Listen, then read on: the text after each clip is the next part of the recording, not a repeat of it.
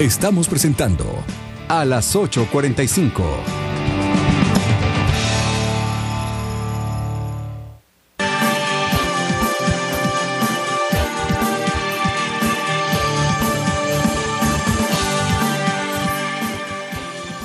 Ya estamos de vuelta en esta noche de jueves y a usted muchas gracias por permanecer en sintonía con nosotros.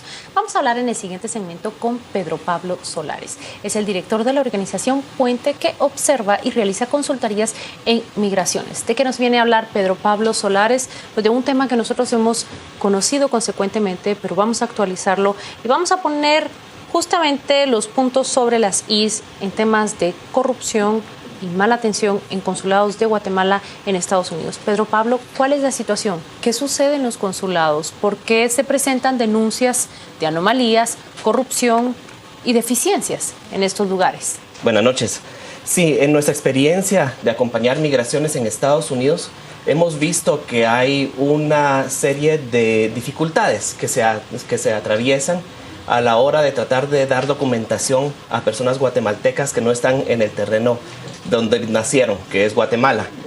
Hay deficiencias de varios tipos y el primero de ellos vemos una falta de capacidad de parte del Estado de Guatemala de poder llegar a dar documentación necesaria para los migrantes guatemaltecos, ya sea en Estados Unidos o en otros lugares.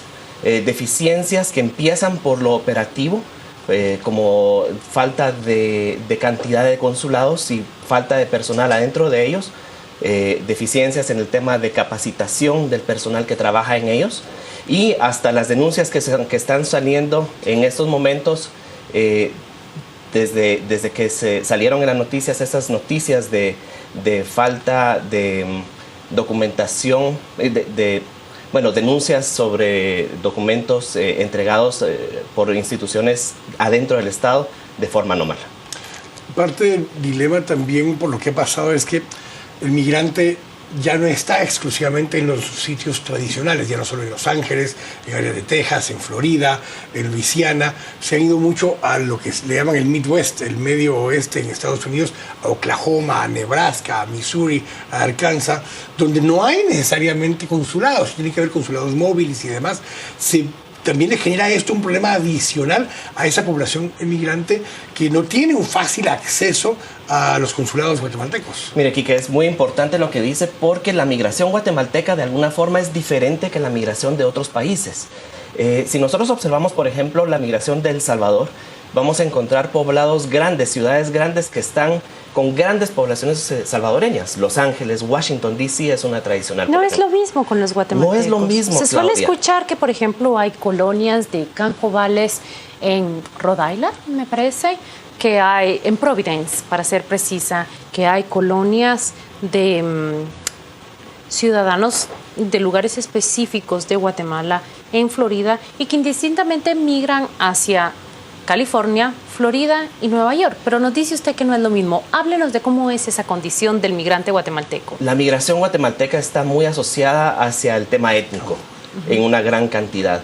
Entonces las asociaciones que se dan de las personas suelen suceder que las personas de una etnia o de un grupo lingüístico buscan personas del mismo grupo que pueden estar en algunos lugares determinados y en muchos casos buscan poblados que son pequeños, alejados de ciudades grandes. Entonces, por ejemplo, usted menciona Florida y no es Miami, por ejemplo. Estamos hablando de pequeños pueblos al sur de Florida, pero a 1 hora, 2 horas en lugares aislados. O Paloca, Homestead y lugares donde hay más trabajo agrícola. Sí, West Palm Beach, Immokalee, Fort Myers, lugares donde... Chatham en Massachusetts. ¿En dónde? Chatham, en Massachusetts. Sí, una comunidad importante de guatemaltecos. Hay comunidades guatemaltecas en aproximadamente 32 estados de la Unión Americana. Eso es lo que nosotros hemos visto. Hay en todos los estados realmente.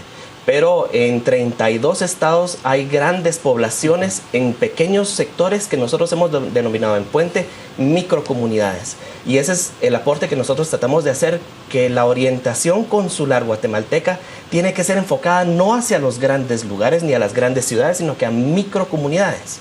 ¿Por qué? Porque los guatemaltecos que no tienen documentación de alguna forma buscan aislarse de estas grandes ciudades y buscan pequeños poblados que tal vez en el censo americano tienen unas 8,000 o 9,000 personas y de los cuales hay 5,000 guatemaltecos. Me gustaría preguntar cómo se desempeña o cómo se hace la calificación de una acción importante de la presente administración. Bajo el control del ex canciller Fernando Carrera se aperturan, tengo entendido, 16 consulados nuevos en Estados Unidos. No, para nada, no. La presente administración ha abierto 1 o 2 consulados en total. Uno en la frontera y uno en Tucson, Arizona, que es el que ahorita está siendo observado por el tema de la corrupción.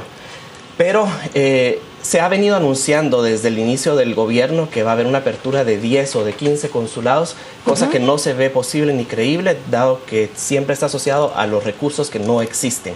Parece ser, se anunció en uno de los periódicos locales en Estados Unidos de que se va a hacer una apertura en Carolina del Norte, que es un lugar donde hay muchísima gente desatendida, pero únicamente 1 o 2. Es importante hacer notar en este momento, los consulados guatemaltecos en este momento son 13.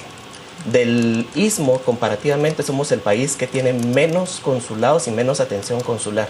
El Salvador tiene aproximadamente 18 o 20. Pero la México población tiene del Salvador 40. no se compara con... La población migrante del Salvador no puede compararse con la guatemalteca, tengo entendido. En nuestra observación no se puede comparar porque la población guatemalteca tiene que ser observada como mayor que la salvadoreña, aunque datos oficiales vienen diciendo desde hace mucho tiempo que es mucho mayor la salvadoreña. Es un mito entonces que la población salvadoreña migrante es mucho mayor que la guatemalteca. Claudia, yo vengo oyendo desde hace 8 años que somos 1,5 millones de guatemaltecos. Pero todos los años la OIM reporta que hay 300,000 guatemaltecos aproximadamente detectados que salen de Guatemala hacia el norte. ¿Qué pasó con los niños migrantes que salieron el año pasado?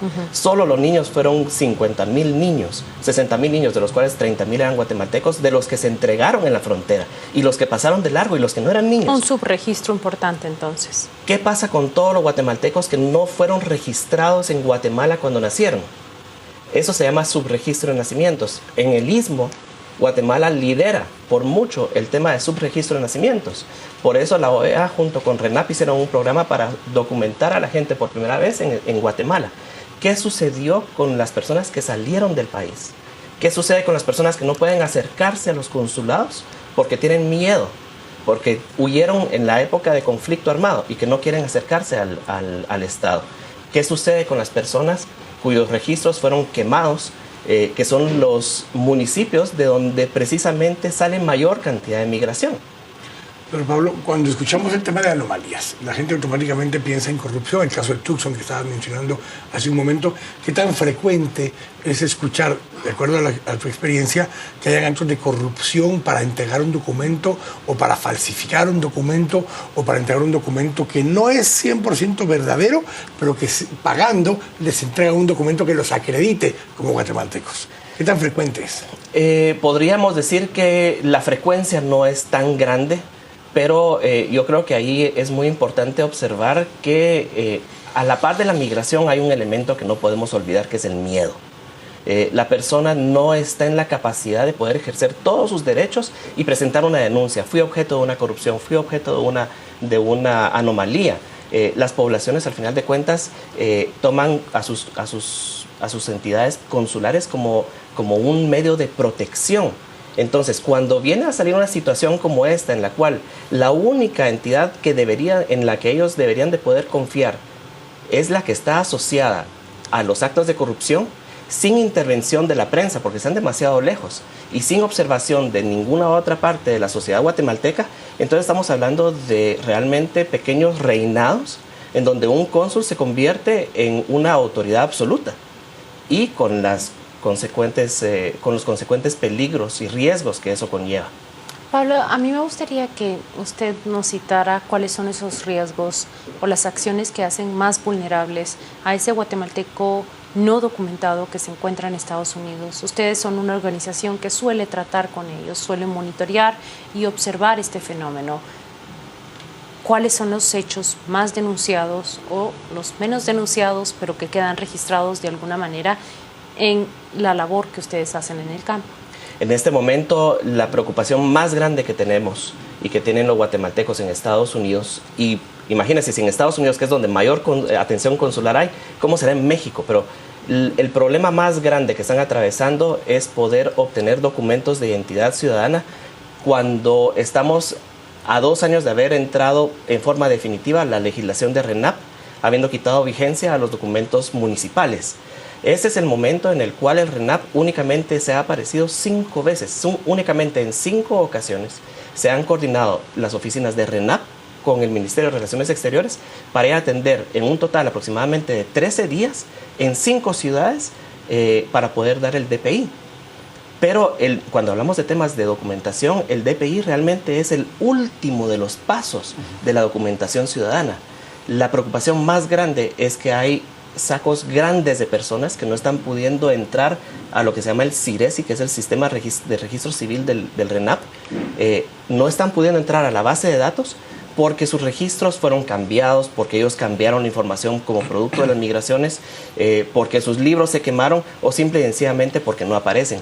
Esas son las denuncias más grandes que se están encontrando y suceden todos los días en los 13 consulados de los Estados Unidos y de todo el mundo, porque no hay ningún programa además de regularización de estos casos en el exterior. Gracias, Pedro Pablo, por nos acompañar una vez más a hablar de un tema que a veces lo tocamos poco porque es un tema demasiado importante para nuestros connacionales fuera de Guatemala. Así que gracias por habernos acompañado. A ustedes también gracias por habernos acompañado en este segmento. Los dejamos ahora con los deportes, acá en los jueves a las 8:45.